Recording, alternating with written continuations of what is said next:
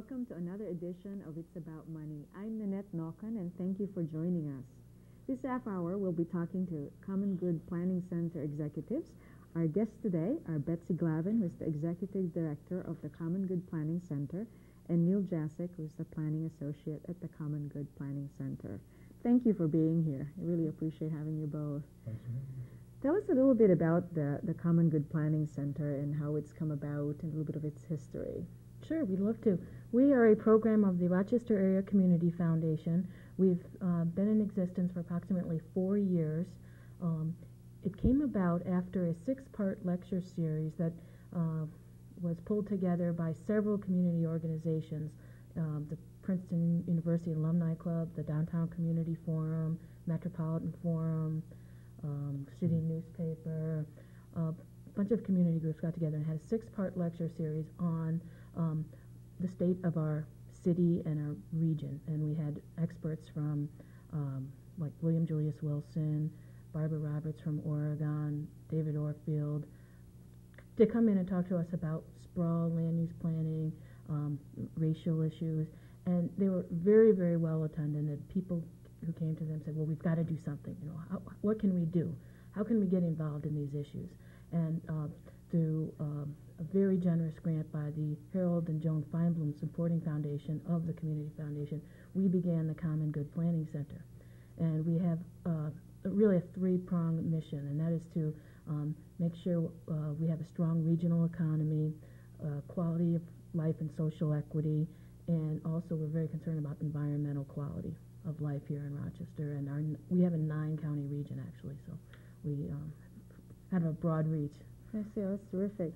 And thank you for explaining the 3-prong process. And today we'll focus on the economic support or information that's provided by the Common Good Center, because I think that's helpful to our guests in talking about money. But there are 3 legs to the table, and one isn't going to stand by itself. You're absolutely right. You're absolutely right. Now, tell us more about some of the objectives of the Common Good Planning Center.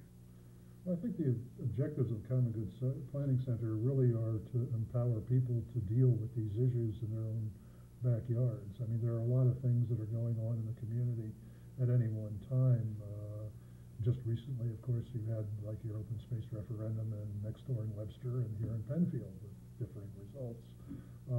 Other communities, there are proposals for various kinds of housing or commercial projects, highway projects, economic development areas. Should we be giving tax breaks to businesses to do this, that, and the other? And who winds up paying for it? Well, people are inundated with these kinds of things, and they do want to be able to do something about it. I mean, they do elect their officials and their planning boards, but they also want to continue to have some say. And so our purpose really is to help point them to the resources that can help them do what needs to be done to make sure that what does take place in the community reflects their wishes. And at the same time, we also have our own concerns about the way we develop and dealing with sprawl, which we think is a very poor way for a community to develop, although half of the United States is developed that way. But that we need to wrestle with those kinds of questions, because it's very costly and does prevent us from dealing with a lot of the other things we need to deal with. So with a little bit of education on the one hand and a little bit of resource development on the other, this is how we operate. That's great. So instead of a number of people making decisions on just short-term information or information that might not be comprehensive, what your services provide this ability to know more about what's happening so that it can be more, I guess, planful, instead of just kind of like, oh, gee, we just messed this up, you know, and not really think through. And I guess there are a lot of communities that ended up being what's the correct way to say this? Scattershot, maybe. So it's better to plan it ahead, and actually in the long run, that really, I would imagine, helps in terms of property values and a lot of other issues associated with the community. And business leaders have long said that there's a barrier to doing business and to forming businesses here in our region because of the high cost of doing business here, tax rates. And if you plan your communities well and plan for strong economic development, that barrier is lowered.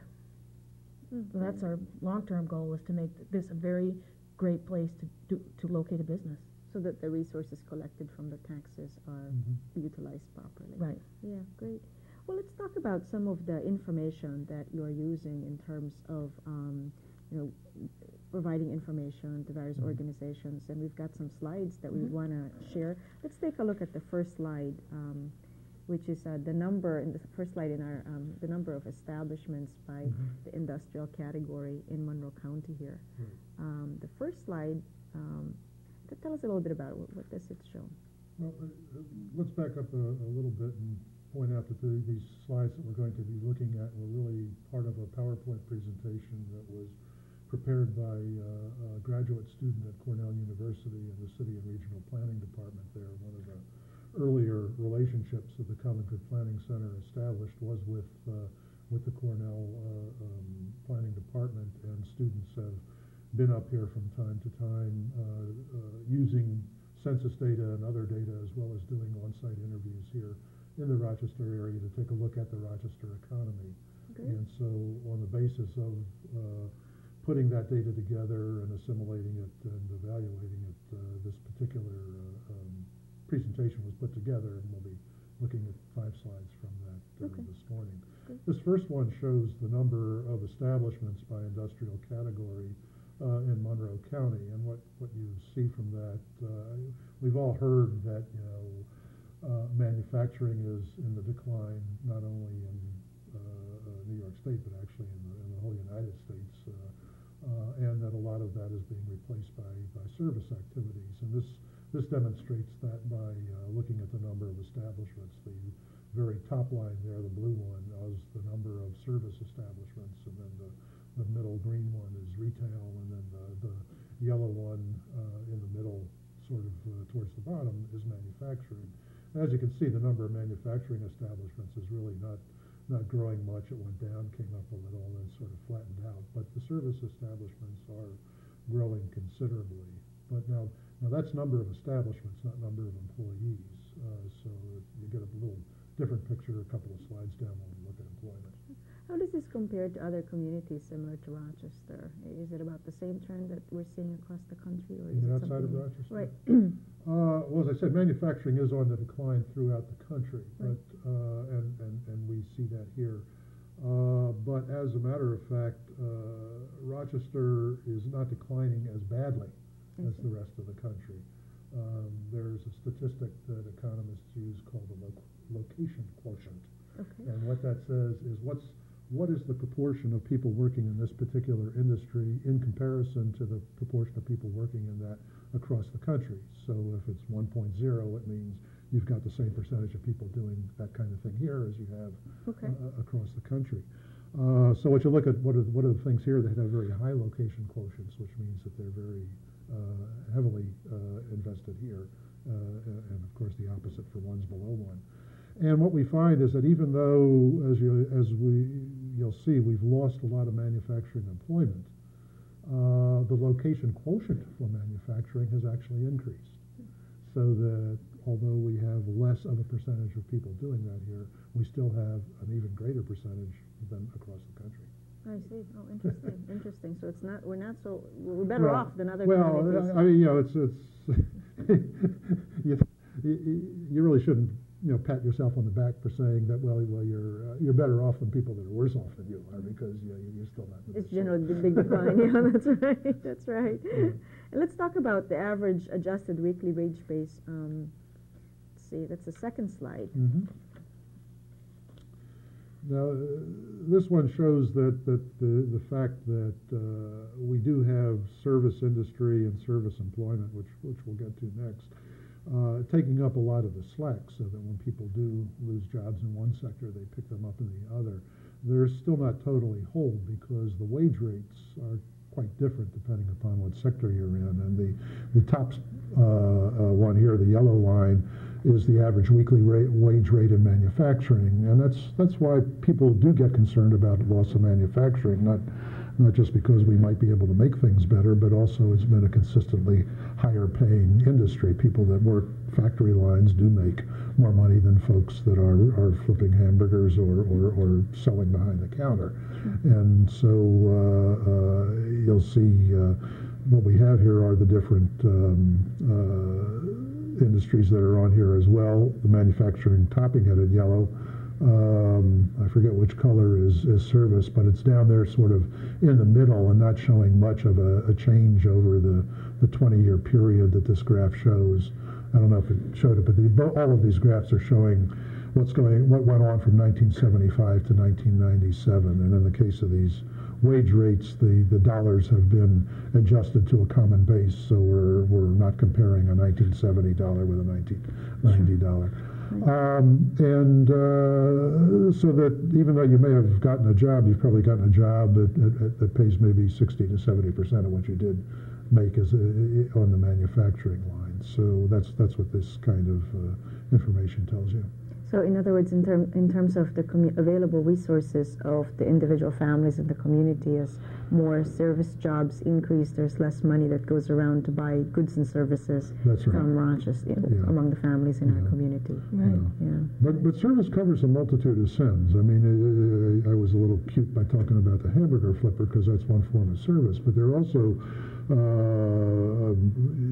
at the high end, your computer service person, your copier service person, a lot of folks. That's also service industry as well, and and they're very well paid. So what you see there is an average, which actually means some folks are still making the wage that might be equivalent to what's at the manufacturing wage, but other folks are doing even worse. Sure. But this is just the average. This is the average in that sector. Yeah, because I imagine financial services, of course, would fall under that category. Yeah. Actually, that's isolated in an unusual acronym called FIRE, F-I-R-E. Okay.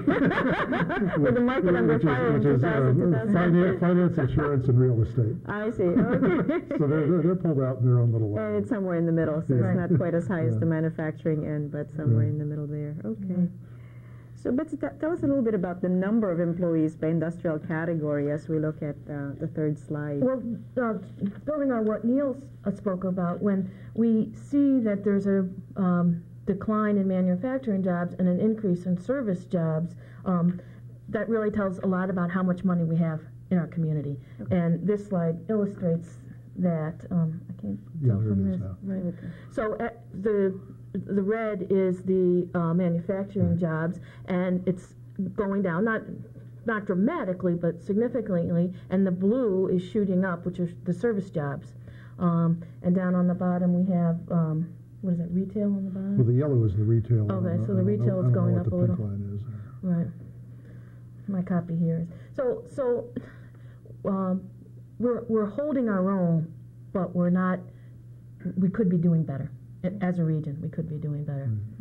Now, when we look at this, what kind of information can be plucked out of here in terms of attracting new businesses to our community? Is that the kind of thing that the Common Good Planning Center gets involved as far as assisting organizations? And well, we're not personally, our organization, not trying to recruit business. We're trying to empower people to make this a place that's a good one to do business. But there is an organization in town now of business leaders and community leaders called Greater Rochester Enterprise. Oh, right. And their mission is to attract new businesses to our region. And they're just about to hire their first executive director. And we're very hopeful for that group will be able to attract new businesses, because any new business that we bring in has a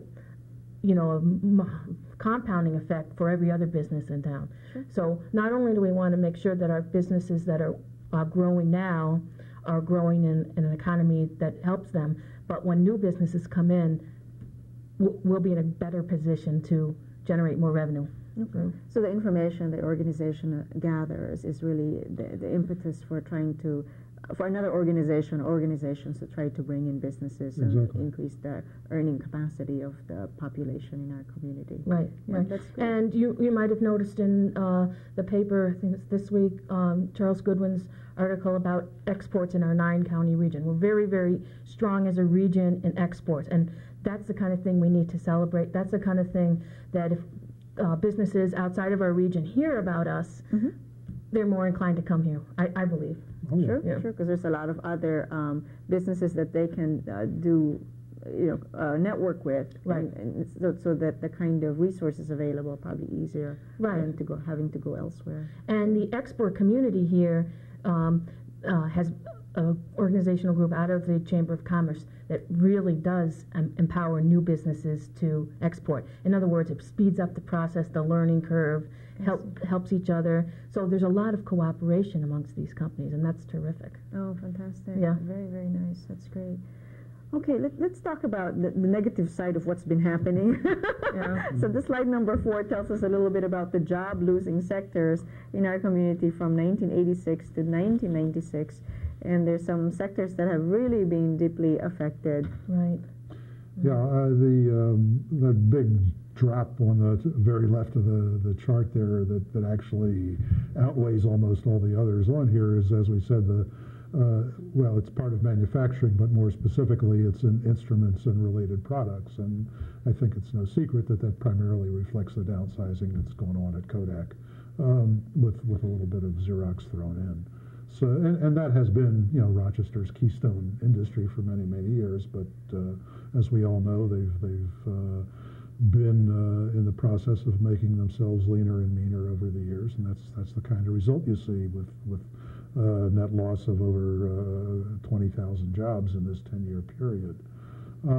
Other things that have been losing jobs, the second one there at 8,000, which is 1/3 of the level of the instrumentation area, is wholesale trade, and then we get into the what businesses have that been? Have those been instrument trade? Wholesale? Well, it's just what it is. I mean, they're jobbers, people that serve as intermediaries between the manufacturer and the retail outlet. I see. Good. Okay. And that's sort of like a ubiquitous industry. Every community has it. It's not something that's particularly unique to Rochester, that we're doing something here for the rest of the country, as we are doing, say, in the instrumentation area, not only for the rest of the country, but for the rest of the world, as in terms of exports, as Betsy has just pointed out. And then there are other smaller losses in some of the apparel, stone, paper, and allied goods, electric, gas, and so forth. But I would not, get overly excited about those. Those are areas that some of them reflect population, some of them reflect the fact that these activities can work more efficiently and don't need as many employees. But it's that major loss in what was a keystone sector of the Rochester area that leaps out at you. But I think the next chart will show that there's good news coming. Good news. Yeah, we got to talk about that. There's some job-gaining sectors here, and many of them actually from 1986 to 1996. So let's talk about the good news. Right. Well, we all know what Strong has been doing to recruit some of the best doctors and research docs in the country, and health services really has picked up a big part of the loss, and those are new jobs to Rochester. Administrative and auxiliary, there's this category called administrative auxiliary, and we have a parenthesis of manufacturing there. And what this shows actually is some of that loss in the manufacturing sector may not really have been a loss. A lot of it may very well be outsourcing, where a company decides that it's going to outsource its payroll or outsource its personnel, or outsourcing its personnel. And so what happens is these folks that when they were working specifically for the manufacturing company were classified as a manufacturing worker. Now that they're now working for a company that's providing administrative services, are now reclassified as this administrative and auxiliary worker. So some of those 22,000 folks are now reappearing here in the other areas. So they're just simply changing hats. Does that show up like with Paychecks being so successful in our community? Are they categorized their number of employees? That is where Paychecks would probably fall. Yeah, right. Okay, great. And then we saw some business services as well increasing there. Yep. Right.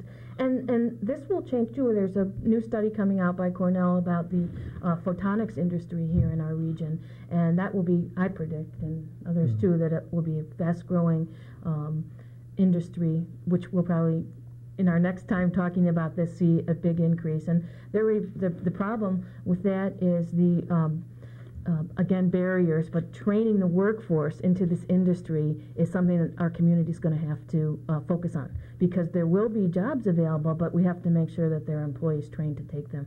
Sure. And these jobs are going to be good jobs, because service jobs, the salary, as we saw in one of the first charts, stays pretty much the same. Right. If you get into photonics jobs where there is progress made and more education, the jobs will sustain a family better than a service job.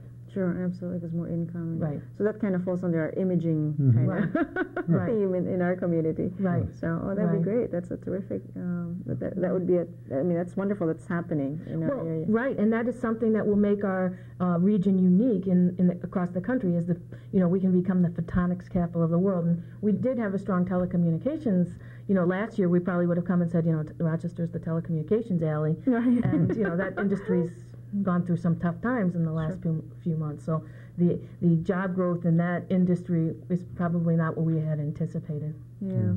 But again, I would caution in looking at all of these data, and the particular one we're looking at now, these statistics go through 1996, which was already 6 years ago, and the other sets of data were just a year later, 97.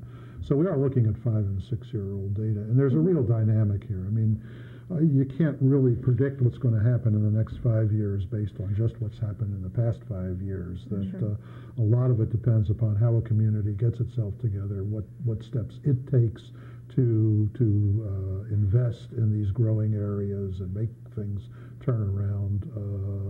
There's been a lot of other positive things happening that aren't reflected on this chart in terms of medical technology and of telecommunications, even some of the .com kind of things that were occurring elsewhere. If you look in there in downtown Rochester itself, there's a group called Digital Rochester, which is made up of these young entrepreneurs that are getting into a lot of these different kinds of internet-oriented activities, and they're not even reflected on these charts at all. So things change. I see. So we have our own Silicon Alley here. Oh, that's great. That's great. Now, what are some of the ways that Common Good is helping address the declining wage? I think that's a very big, important concern, in that as the wage base go down, as we talked about earlier, that there's less resources available for members of our community to purchase goods and services. Tell us about the role, because I think sometimes you talked about the education piece. Right.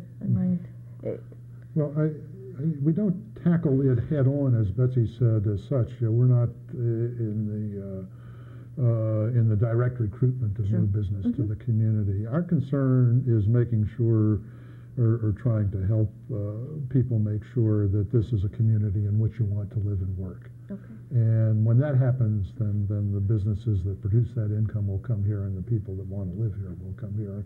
And those of us that have lived here for any time, I mean, I'm not a native, and Betsy's not a native, Neither am I.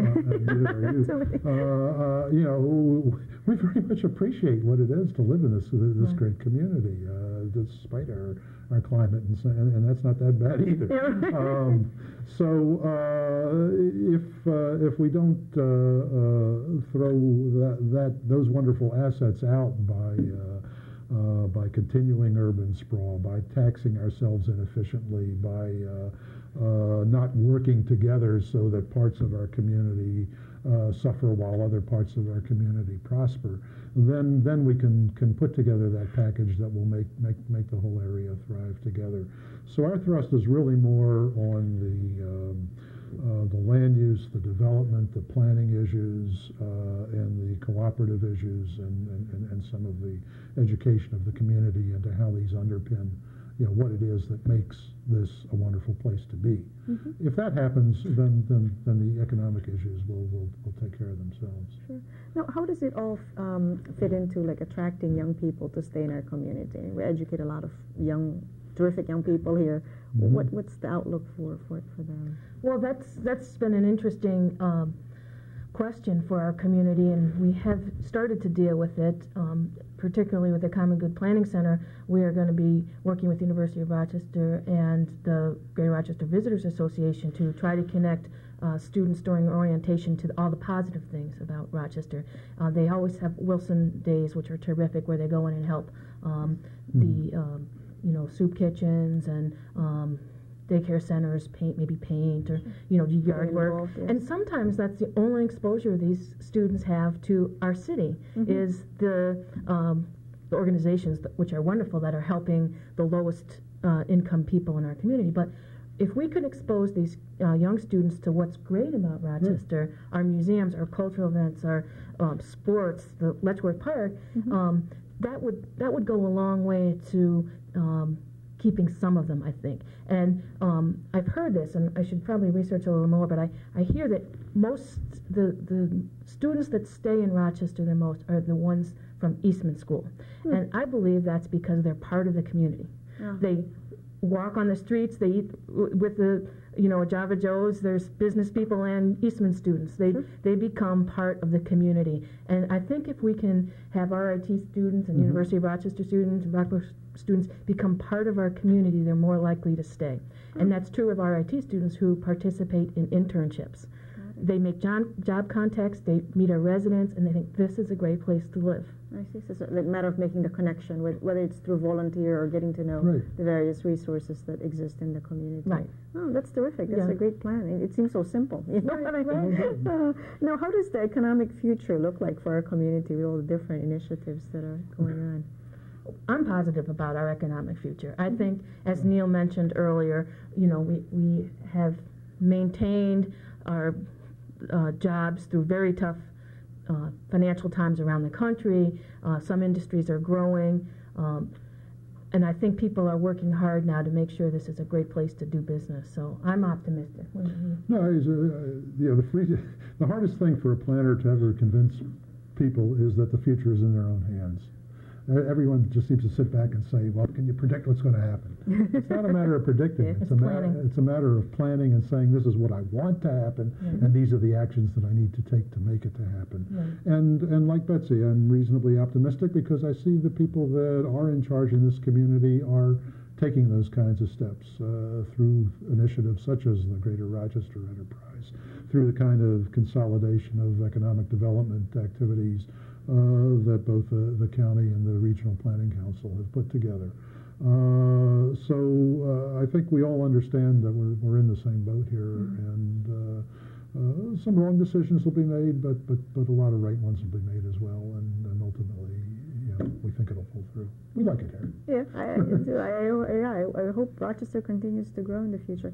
I know the answer to this one is obvious, but does the responsibility just fall on the shoulders of government and corporations in terms of building? Yeah. Absolutely not. No. Right. Yeah, everybody can make a difference. Right. We're all part of the future. Right. Right. That's great. And to empower people to understand that they are part of the future is key. They need to get involved with the community and being part of the planning and so on. And business, we can't rely on our business leaders to do it alone. Sure. We can't rely on our government to do it alone. Everybody has a stake.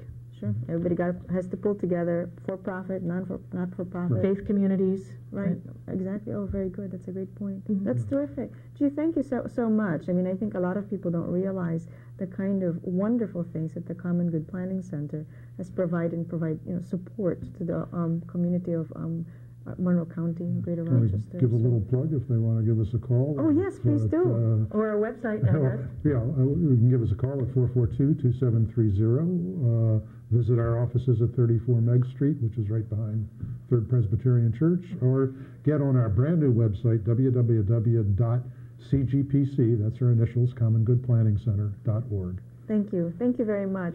Thank you for joining us. Until next time, I'm Nanette Naukan. I thank my guests, Betsy Glavin, Executive Director, and Neil Jasic, Planning Associate from the Common Good Planning Center. Thank you. Thank you. Thank you.